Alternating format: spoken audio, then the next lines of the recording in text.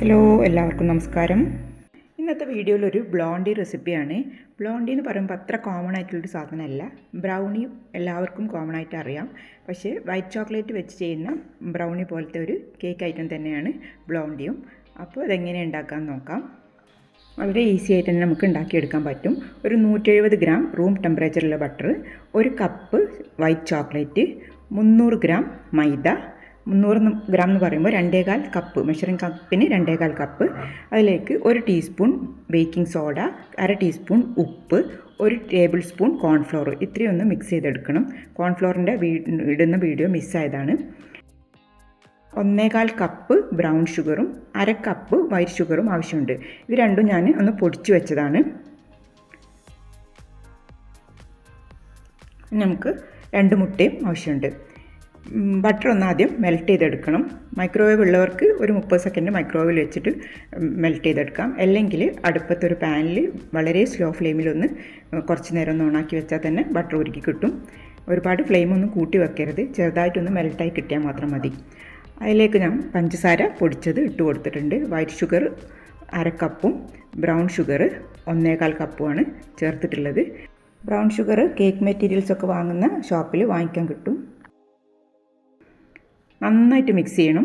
ഒരു 1-2 മിനിറ്റ് നന്നായിട്ട് മിക്സ് ചെയ്തതിന് ശേഷം ഷുഗറും ബട്ടറും കൂടെ നന്നായിട്ട് ഈ ഒരു കൺസിസ്റ്റൻസി എത്തുന്ന സമയത്താണ് നമ്മൾ മുട്ട ചേർത്ത് കൊടുക്കേണ്ടത്.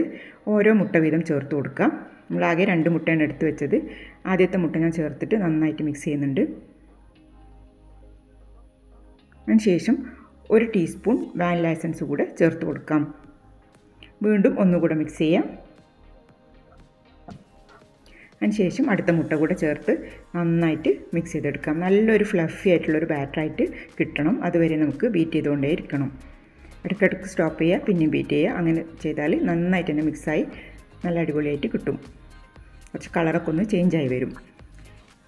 ഇപ്പം നന്നായിട്ട് ഫ്ലഫിയായി കിട്ടിയിട്ടുണ്ട്. ഒന്നും കൂടി ഒന്ന് അടിച്ചതിന് ശേഷം നമുക്ക് ബീറ്റർ മാറ്റി വെക്കാം. ഈ ഒരു കൺസിസ്റ്റൻസി ആവുന്നവരെ, തിക്കായി വരുന്നവരെ നമ്മൾ അടിച്ചെടുക്കണം. ഇനി നമുക്ക് ബീറ്ററിൻ്റെ ആവശ്യമില്ല. ഇതേപോലത്തെ വയർ വിസ്ക് വെച്ചിട്ടോ സ്പൂൺ വെച്ചിട്ടോ ഒക്കെ നമുക്ക് മിക്സ് ചെയ്തെടുക്കാം. 1-2 ബാച്ചസ് ആയിട്ട് മൈദ മിക്സ് ചെയ്ത് കൊടുക്കാം. മൈദയിൽ നമ്മൾ 1 ടീസ്പൂൺ ബേക്കിംഗ് സോഡ, 1/2 ടീസ്പൂൺ ഉപ്പ്, 1 ടേബിൾ സ്പൂൺ കോൺഫ്ലോർ ഇത്രയും ചേർത്തിട്ടുണ്ട്. കുറേശ്ശെ ഇട്ട് കൊടുത്ത് ഇതേപോലെ മിക്സ് ചെയ്തെടുക്കാം. ഇത് നല്ല തിക്കായിട്ടുള്ളൊരു ബാറ്ററാണ് ആയി വരിക. അപ്പോൾ അതുകൊണ്ട് ഒരുമിച്ച് ഒരിക്കലും മൈദ ഇട്ട് കൊടുക്കരുത്. ഇതേപോലെ മിക്സ് ചെയ്ത് എടുക്കണം.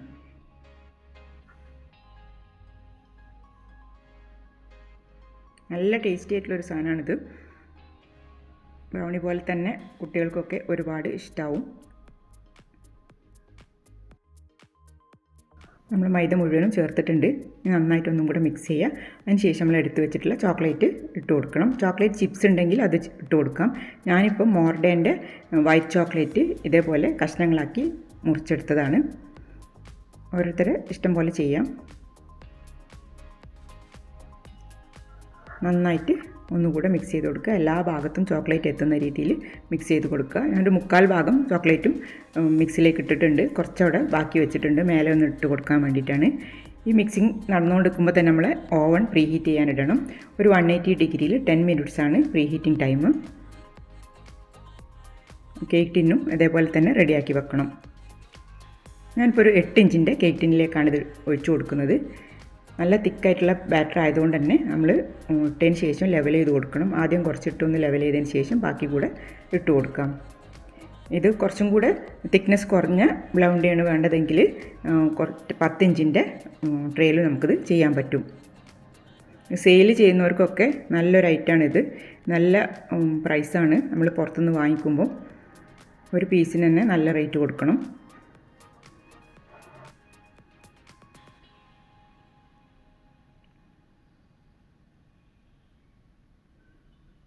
മുഴുവൻ ബാറ്ററും ഞാൻ ഇട്ട് കൊടുത്തിട്ടുണ്ട്. ഇനി നന്നായിട്ടൊന്നും കൂടെ ലെവൽ ചെയ്യാം.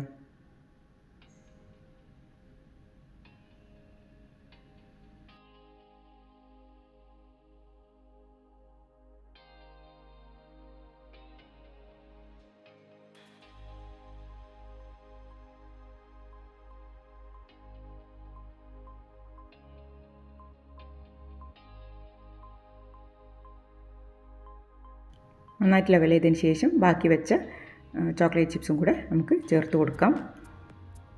ഇത് മെൽട്ടായി നല്ലൊരു കാരമലൈസ് ടേസ്റ്റും കൂടെ വരും ഇങ്ങനെ ചെയ്താൽ. നന്നായിട്ട് ഒന്ന് ടാപ്പ് ചെയ്യുക. അതിന് ശേഷം പ്രീഹീറ്റ് ചെയ്ത ഓവനിലേക്ക് മാറ്റാം. ഒരു 30 മുതൽ 35 മിനിറ്റ് വരെയാണ് ബേക്കിംഗ് ടൈം. എൻ്റെ ഓവനിൽ 35 മിനിറ്റ് സമയം എടുത്തു. 30 മിനിറ്റ് ആകുമ്പോൾ തന്നെ ഒന്ന് ചെക്ക് ചെയ്ത് നോക്കുക. നന്നായിട്ട് മേലൊക്കെ ക്രിസ്പിയാണ്, ഉള്ളിൽ നല്ല ചൂടായിട്ടുള്ളൊരു കേക്ക് ഐറ്റം തന്നെയാണിത്.